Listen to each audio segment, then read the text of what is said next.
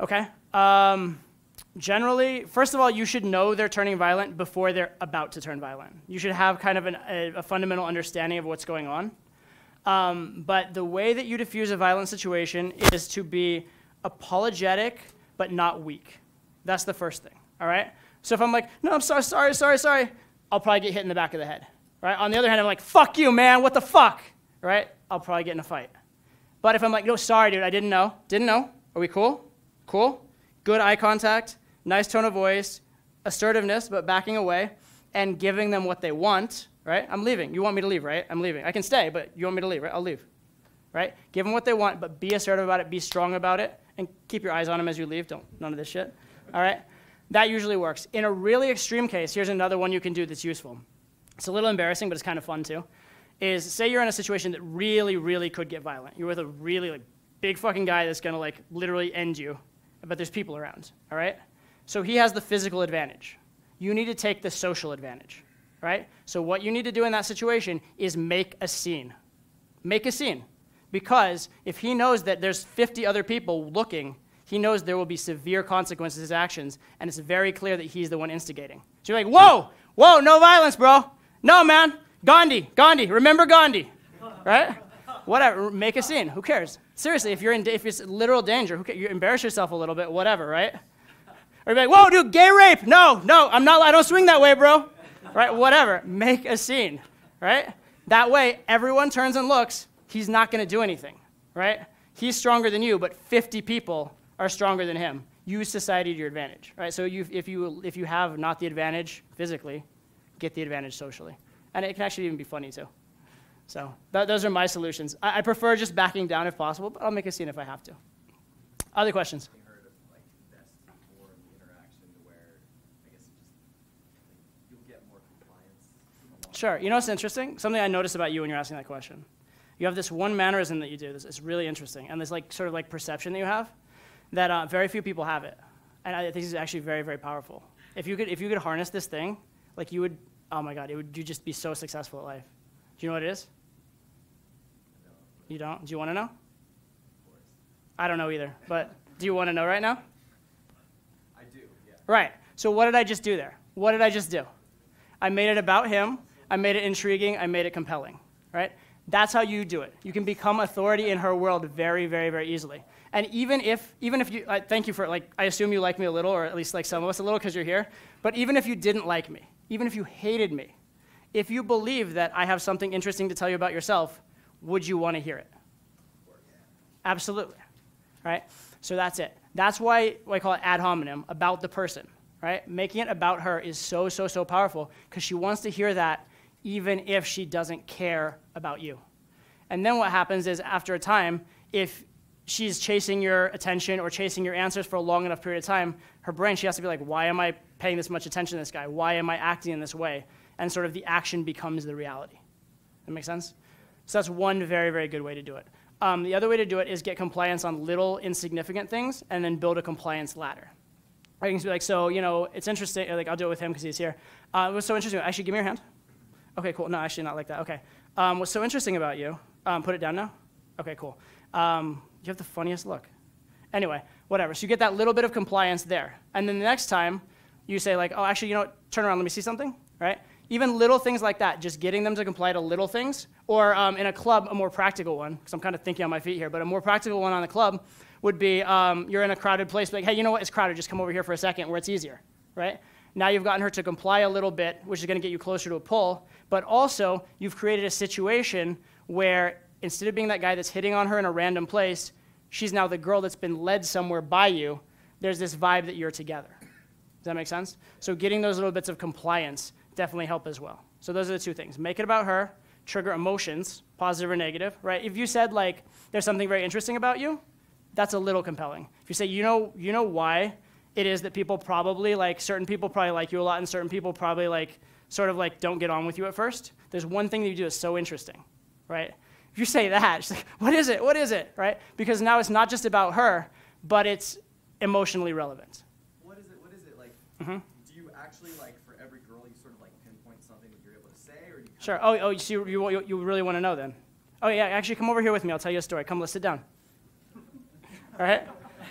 Go sit down, tell a story, use that leverage. Another interesting principle of the game, whenever the girl is asking you for something, that's a good time to escalate, right? You walk into a set, you're talking, she's sitting, you're standing. I usually won't sit down right away. But when she asks, like, what do you do for a living? I'll be like, I don't like to talk about it. She'll be like, no, tell me. I'll be like, oh, okay, I got to get out here in a second. But anyway, plop down, right? Why? Because at that moment I have leverage. So I'll use that for leverage. And then I can go tell whatever story. We can get off topic. If she really asks, then just make something up. Be like, I don't know. It's just you have this look about you that, I don't know, I find it kind of endearing. When I first walked over to you, I wasn't sure I was going to like you, but now I'm starting to, whatever. Some bullshit thing, or ideally something that you actually feel, something that's actually a little bit true. Because if you did approach the girl in the first place, there's probably a reason. If you stayed with her for a while, there's probably a reason. So if you can, be genuine. If not, just make up a platitude. Other questions that you guys had? Yeah. Yeah, I saw in some of your videos you talked about being like 10% better than the average guy. Uh-huh. And I wonder if you could just give a couple of examples of that. Sure. All right, so what does the average guy do? Where are you from? What do you do? How old are you? I have nothing to say. Please tell me how your day's been, that sort of stuff, right? They're these very value-taking things. It's not even so much that they're value-taking, it's that they're non-value offering, right? You're basically putting her into a conversation she's had a million times before, not interesting to her, and she has to provide all the energy to the conversation, okay? In order to be 10% better than the average guy, all you have to do is one thing, which is what I call assume the burden of the conversation. Take the responsibility on your shoulders for making sure that it goes somewhere. Take the responsibility on your shoulders for making sure that you don't ask a question that as soon as it comes out of your mouth, you're already bored by it, right? If you say, where are you from? And you realize you just said that, and you realize that you don't even care about the answer, here's what you do. Actually, you know what? I don't even know where you're from. I want to know something interesting about you. Tell me what you dreamed about when you were 5, right? Now you've just become more interesting. Does that make sense? Or, you know what? Actually, you know what? Don't tell me where you're from. I'm going to guess. Boom, now you're more interesting, right? So you're just making that decision to not be common. And you're also making the decision to not put all of the creativity on her shoulders, okay? Has anybody here ever taken, like, improvisational comedy? Anybody in the room? A few people? All right, so those of you who have, you're probably familiar with the idea of yes and, right? You guys ever heard of that? It's one of the first ideas they'll teach you in improvisational comedy. Yes and, right? So what they'll do, they'll get you up on stage, and they'll have you do a drill where you literally, somebody says something, and you say yes, repeat some of it maybe, or don't, and say and then just say the first thing that comes to your mind. And that's how you create new content, okay? Now, what is the beauty of yes and? Why is yes and so powerful that it's literally the first thing they'll teach you as an improvisational comedian? Well, it's two things. It's the yes and the and. What is yes? Yes means I accept the world as it is. I'm okay with the world as it is. I'm not in resistance to what's going on. That's a powerful thing. That means I'm a positive person. I live in the reality. I'm present to the moment. It means a lot of really good things, right? I agree with you. We're in agreement. We're a partnership. We're not in opposition. We're a partnership. If I say yes to you, we're partners. If I say no to you, we're adversaries. Make sense? So first thing is yes. I accept the world as it is. And then and means I'm going to offer something to it. I'm going to add my own little bit of art to this conversation. I'm going to add my own little bit of creativity to what's going on, right? So yes and. If literally you said yes and every time you open your mouth, you're saying, I accept the world as it is, and I'm offering something beautiful. Accept the world as it is, offering something beautiful. How could somebody not like that, right? It's pretty hard. If somebody doesn't like that, they're pretty fucking weird, all right? So that's the idea. That's what you're doing in principle when I say be 10% better than the average guy. Don't accept the mundane and say yes and to the conversation, to the interaction. Does that make sense? Right? And it's not a lot. It doesn't take a lot. It's the difference between where you're from and you don't seem like you're from Minnesota. That's it. That little tiny bit is enough to set you apart because the bar is so low. Yeah. All right. I'll take, Julian, where are we at in time? I'll take maybe one more question? Yeah. What are typical reasons for pulling? Like, not reasons, what do you typically use? What do I typically use as a reason for pulling? What do you use early on in the night? You mean, what do I use to, you're asking what I use to seed it well before the pull later, or what I use to pull if it's early in the night? If it's early in the night, how do you get them out? Typically what I will do is very early, even before the pull in the conversation, I'll start seeding ideas of places we could go and things we could do. And I'll start just kind of gauging as I throw them out there what they're interested in and what they're not interested in. So I kind of get an idea of what things they're down for and what things they're not. At the same time, when I'm bringing them up, I'm usually disqualifying. Like I'm usually saying, we probably can't do this, but, or, you know, I just met you, but maybe in a half an hour we'll do X, right? And by doing that, you bring it up in a safe environment where they can actually give you the feedback and give you positive things. And then I'm constantly escalating in little ways, judging for compliance, and I won't try and pull until I have enough compliance, until I have enough positivity, until I have enough indicators that things can go well. The other thing I do is I screen very hard for logistics and for sort of like her sexual and emotional background to see what type of scenario is going to be most likely to work, right? If she's with really good friends that she has to end the night with, like there's some kind of event, like say it's like a bachelorette party or something like that, there's a decent chance, well, there's two scenarios there. One is that the rest of the group knows each other well, and she barely knows them, in which case you may just be able to gallivant off with her, and that's fine. If she knows them really well, then you have to make a big point of the fact that she's not going to offend her friends. It's not going to be bad for her friends. And so in that case, I'll do a lot of couching the idea that we're coming back. We'll have you back soon so your friends won't know. We'll get you back by the end of the night, that sort of thing, so that you make it seem like a low investment thing for her, all right? Very key thing in polling, actually very key thing in convincing anybody of anything is don't try and sell how amazing it is. Because if you try and sell how amazing it is, people won't believe you. They'll think you're trying too hard. They'll think you have an agenda. They'll think, if it's really this good, why does he have to sell so hard? Instead of trying to sell how amazing it is, sell how low risk it is. Sell that it's not a big deal, right? One phrase which I actually absolutely love, this came from Jeff in one of his videos from his hot seat a long time ago. His phrase to pull the girl was, we're going to go somewhere lovely, and you will love it. And if you don't, then you can go home. It doesn't really matter either way, because I'm having a good time, and that's all that really matters, right? That's the perfect phrase for a pull, okay? I'm going to take you somewhere lovely. It's a nice place. I'm not going to oversell it. I'm not going to tell you it's the most amazing place in the world. Somewhere lovely. It's a good place. You're going to love it. Good. Sold. That's all the positive you need. You should sell not on the place, but she should already like you enough that she wants to go, all right?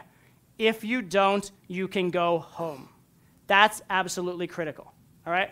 First of all, we're not using force anyway, because using force on a girl is illegal. But on top of that, you want to make it very, very clear that they have an out, okay? Very clear they have an out. It's low risk. If you don't like it, what's the risk? 5 minutes of your time. You lost 5 minutes. Oh, shit. The upside is great adventure. The downside is I lost 5 minutes. Easy equation, right? And the last part, either way, I'm having a good time, and that's what really matters, isn't it? Right? Because that should be the idea. We're not going home so I can fuck you. We're not going home so I can get an outcome. We're going somewhere to go have a good time together, and that's it, right? Nothing's written in blood. Nothing has to happen. If things happen, it's cool, but I'm happy either way. I would be perfect. Alex says something along the lines of, I'd be perfect. I feel like I've already won. I'm so happy just talking to you, I don't feel like anything has to happen, right? That's kind of the vibe you should have. I'm having a good time either way. And in Jeffy's phrasing, I'm going to have a good time with or without you, which is maybe even better, okay? So those are the frames that I'll use. So it's about the seating, figuring out the logistics, giving them an excuse, and then finding out what is viable and what's not viable, and going from there. Interesting distinction, right? You can walk and I'll walk. You can walk next to me, but you can't walk with me. So I'll just walk near you while talking to you. Is that okay? Right? So funny, right? But it's weird because if you phrase it one way, she's at fault. If you phrase it another way, she's not. So just that subtle distinction makes all the difference. You don't raise those red flags. And for whatever reason, walk with me is a red flag for her, so don't use it. Very, very simple, okay? Calibrate to the girl. All right, so what did we see here? We saw how to escalate smoothly, right? How to invite the girl in and just let it happen. And then if there's any resistance, back off and trust that you can do it again. Saw how to deal with the peer group, saw how to sort of seed the pull, and we saw how rejection is oftentimes opportunity, all right? If you want like the holy grail to how to like solve rejection, here's the thing. The reason why not is actually the reason why, okay? Does that make sense? I can't leave, my friends are all here. Oh, really? Okay, well, that's exactly why we have to go now, so we can be back quickly so your friends don't even know you were gone. Right? There's always a way. There's always a solution to the problem. And if the girl likes you enough, she'll find a solution to the problem. If the last video I'm going to show today, you'll see how far a girl will go to solve a problem if she wants it bad enough. So help her solve the problem, though. It's mostly down to problem solving. All right? All right, next video. Could we do lights? Yeah, briefly. So that, the last part actually seemed like another where she took a step back from you. Uh-huh. Where, you know, you were like, hey, let's walk, and she like put it in your hands. Uh-huh. So what were you thinking there? Like, I mean, as far as what I was thinking, it happened pretty fast. I was thinking the set's on, but the girl doesn't want to be at fault, basically. That was my main premise. And the other thing I was thinking is just stick with her. Like, just stick with and just walk with. I don't care if I'm leading her to the deli or if we're walking together to the deli and getting to know each other. I'm already secure that she likes me. It's very clear this girl is, like, attracted to me. So, don't really care. I just care that the next step happens. All right? I don't think the next step has to happen perfectly. Next step doesn't have to happen in a way that validates me as a man or makes me feel like, you know, like I have a bigger penis or something like that. It just needs to happen. You just need to get from A to B, then B to C, C to D. And I have a vision of what it looks like getting to Z, but like along the way. If things are moving in any way in a positive direction, I'm cool with it. I like to think there's like 4 ways to escalate. Let's see if I can remember them. One is physical. One is like verbal in terms of like the topic of conversation. One is verbal in terms of like the you, me, like how intimate you are with her. And then the last one is logistical, right? So where you're moving the set. And as long as any one of those is progressing, I'm fine. I don't need all of them to progress. I don't need any one to necessarily progress if there's resistance to it. Like if the girl will go home with me but won't get physical with me, it's fine. I'll go home with her and deal with that later. If a girl will get physical with me but there's an obstacle to going home, I'll get physical to a point. On that one, I'll cut it off because I don't want her to feel like too like slutty later or whatever, or like resist later. But to a point, I'll escalate physically. If she won't escalate physically and won't go home with me, but she'll talk about really intimate topics and she'll like address the idea of sex and say like flirty things to me, okay, cool, I'll escalate in that way, and then I'll hope that the others will kick in later. But as long as one of them is moving forward, I'm fine. I'm not impatient, I'm not pushy. And if I get resistance on one, but the others are going fine, I don't think, oh shit, this sucks, she hates me, right? I think she's not ready for that yet, okay? So as long as something's moving forward, I'm fine, yeah. Huh? This one, that's gonna get asked at every video. This one was actually on boot camp, and I had a girl with me on the boot camp teaching. So if I had fucked her, all my physical possessions in the world would have been burnt back at my house by the time I got back. So in this case, I was not at liberty to fuck her. You will see some later where I do fuck them, and I will provide you ample evidence. So that will be fine. But this one I did not because I was not at liberty to do so. Okay, next set. Oh, actually, quickly. That last point where she did the hand disconnection thing walking, do you think she would have did the same thing if her friends weren't there? Maybe, maybe not. I don't focus too much on it. Right? I expect some level of back and forth. I don't expect any girl to just like be like, oh, I like this guy, let me just directly jump into bed with him. I expect some level of resistance, right? If girls didn't give resistance, they would spend their entire life on their back with a dick inside of them, okay? Like the amount of time that girls get hit on, like they have to give resistance. If they didn't, I'm glad girls give resistance, right? Because that's what lets me set myself apart from other guys, right? If they just like said yes to every guy, I wouldn't be special, right? Yeah, I mean, I just need them to like, yeah, I will escalate. If they don't say no, they will end up with a penis inside of them, right? It's pretty simple, right? Last question, yeah. Yeah, so like, you were just like cool and casual about it. Uh-huh. Like when you there, but like I've seen with guys now done it too, like, hey, just like shouting from like when she's like 10 feet away. So what do you think is like the right approach? Just like being cool and just like pointing, or like just shouting and then getting attention and then So on the open, you want to be two things. You want to be as direct as you can get away with, but no more direct, right? So if you can get away with being like, I like you, and she'll be receptive to that, it's better to go with I like you than to go with how's the weather? Or I need your opinion on something. Because you cut out a lot of the bullshit and stuff that's gonna waste your time in between. However, if she's not gonna be receptive to that, and that's a calibration thing, but if she's not gonna be receptive to that, then you would open with, hey, I need your opinion on something, just as an excuse to get her to stop and not feel slutty and then move forward. So you wanna be, first of all, as direct as you can, but no more so. If you're too direct, if you're as direct as like, I want to fuck you in the ass behind the alley dumpster, like on the open, a lot of girls are going to reject that. It won't go so well, okay? So as direct as you can, but not more so.